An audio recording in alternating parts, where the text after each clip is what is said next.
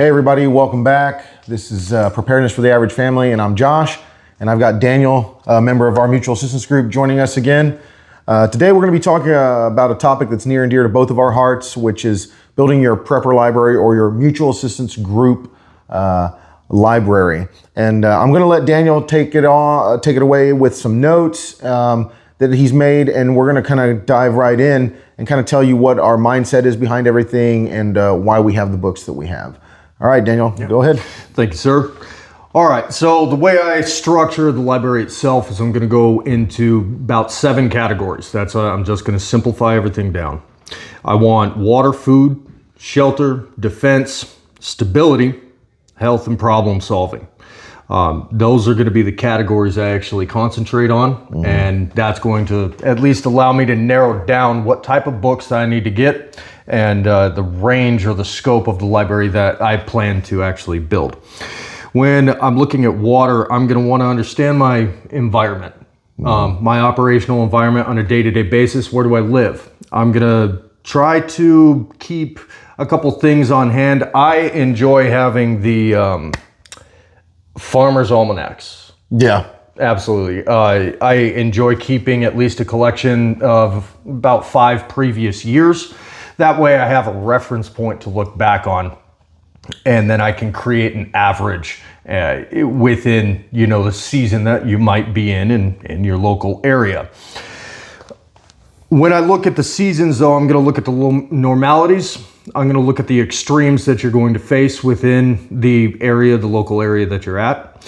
I'm going to look also within a 500 square mile radius, because if I have to travel, usually a tank of gas is going to push you out to about 300, maybe 450 miles. So 500 is a pretty good number. Yeah. And so just having at least that knowledge on hand or memorized, that's really usually the goal. I'm going to establish the priority. And this really comes down to personal preference. Where are you actually located? Your list of the library requirements is going to be dictated by the actual area that you are living. For me, I've narrowed it down to shelter, water, food, defense, stability, problem solving, and health. I will operate with that list in that order. That's what I'm going to concentrate on.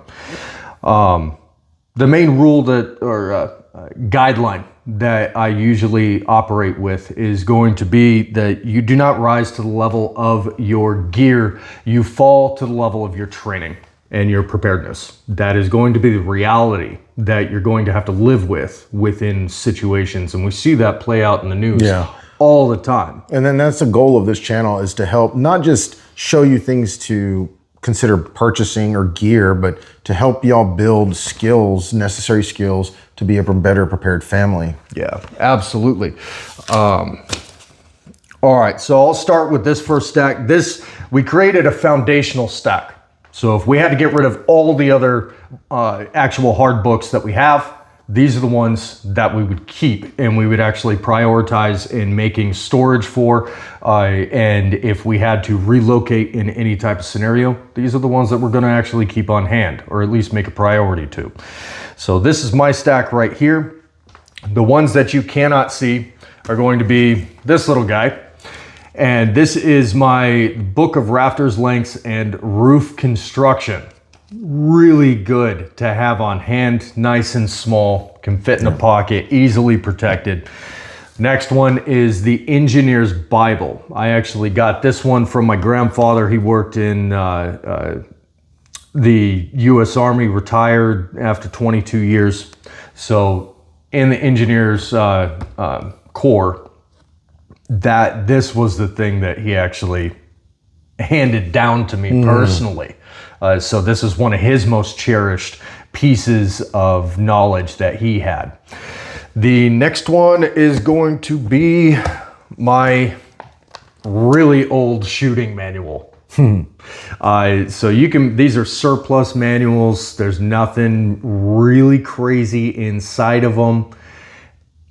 It's easy enough to pick them up from either the Army, Old Marine Corps. Surplus stores are going to have them, surplus libraries online. They're really easy to look up, come by. Now, the funny thing is that in these, though, do concentrate, there are mistakes.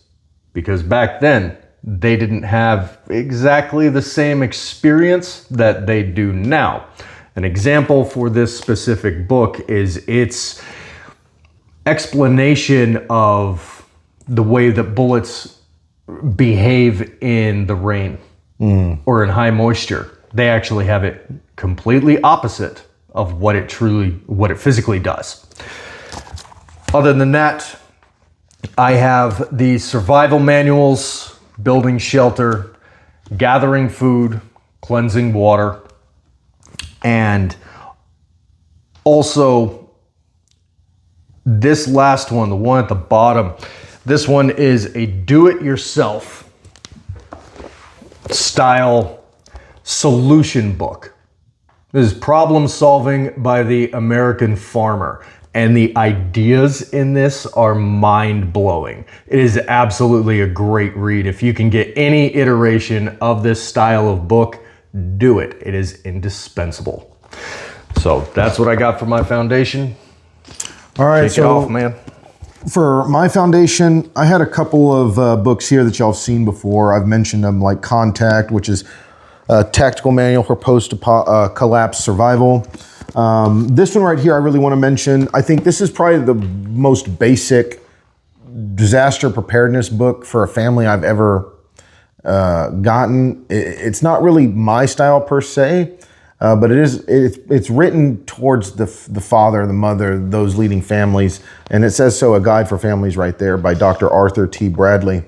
And it covers everything from shelter, food, water, electricity, power, solar, and how to get involved with that. Excuse me.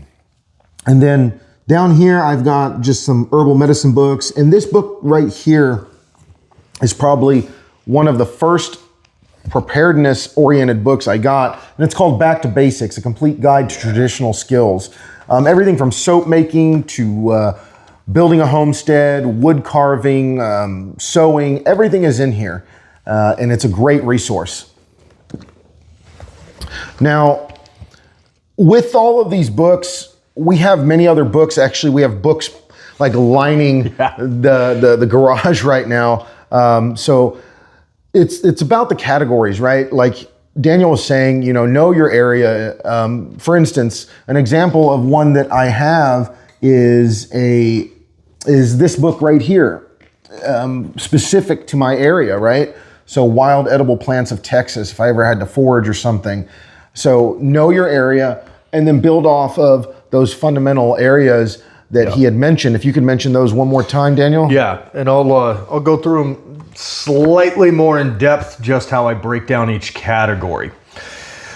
So for shelter, I'm gonna look at my controlled area, my immediate area, 500 square miles around it. I'm gonna concentrate on what the seasons look like.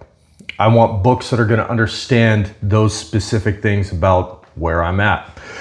I'm gonna look at the book's ability to solve and establish resiliency within shelter itself, because it's the old adage, don't make your house out of straw. That's bad Absolutely. Planning on your end, and you're responsible for that.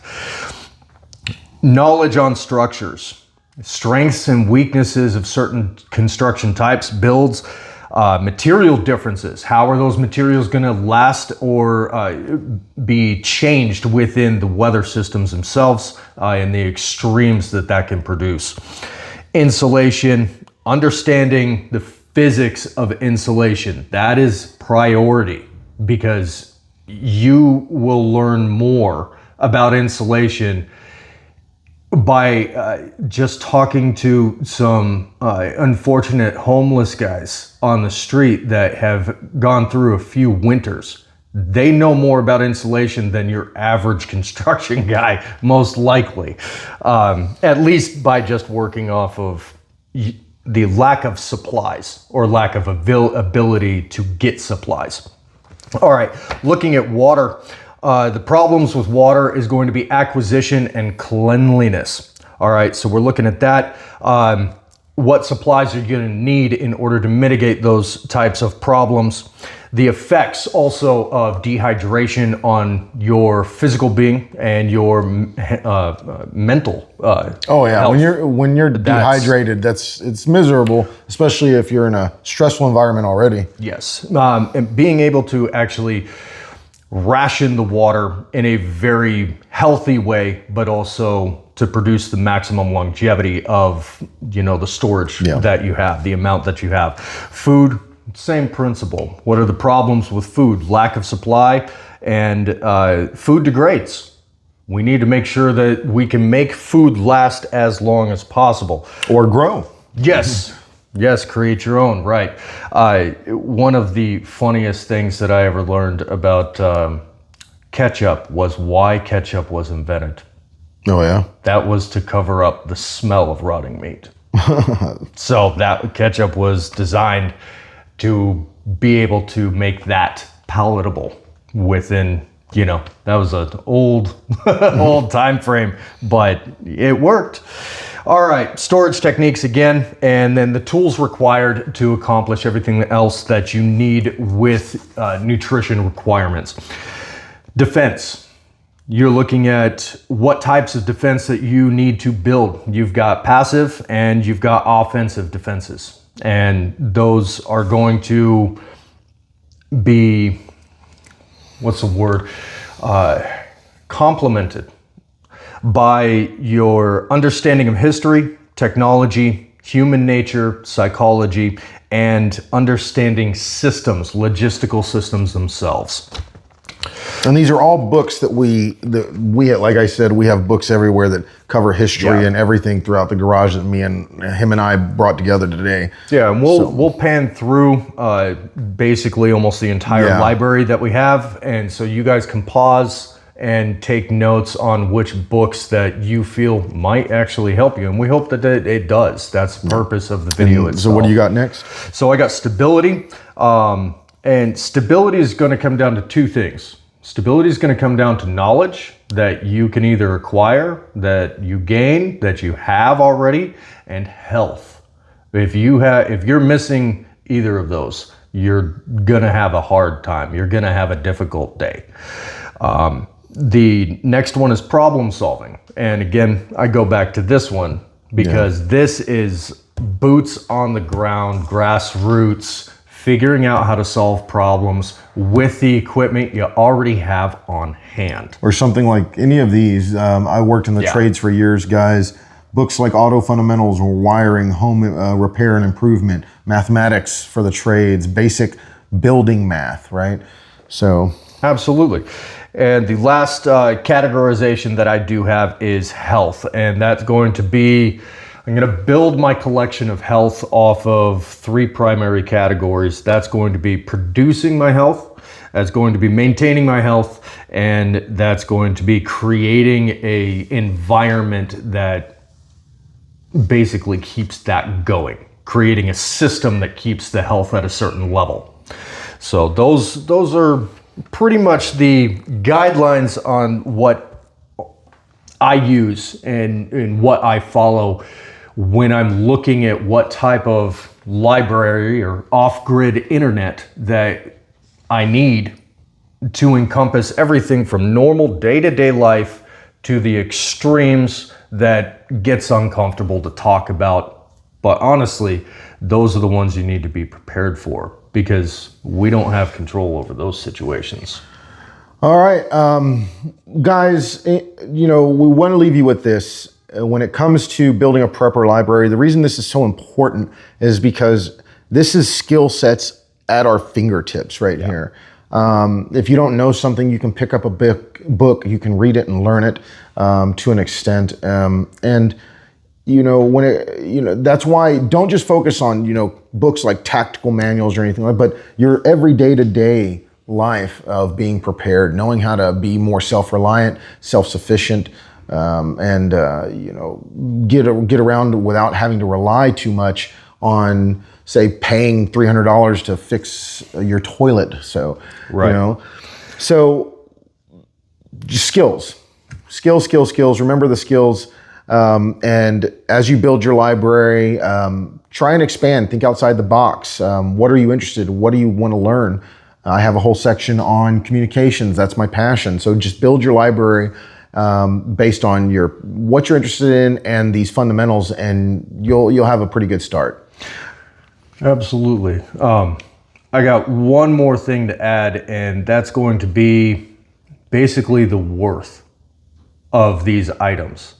Because when it comes down to it, if I'm in a situation where I do not have the knowledge to solve a certain problem, and solving that problem creates a safer or more stable environment for my family, I will trade my pistol for a book. I am willing to do that because you can't get around the rules of you're not going to survive 3 days without water. You're not going to do it. That is a priority that trumps the other items on that list. In order to build the library itself, think outside the box, just like he said. Thrift stores are amazing. Antique stores are amazing, and you will pick up gems of knowledge for pennies on the dollar. So that's where I started looking for the actual, books that I have amassed or collected over the time. I think a lot of mine have come from used bookstores and stuff like that. You find all sorts of good books there. All right. Well, in closing, guys, thanks for watching. As always, please like, share, and subscribe. Daniel, thanks for being on again, man. Absolutely. Thanks for being Thank you. here for the channel. And remember, guys, preparedness is a family matter. Have a good day.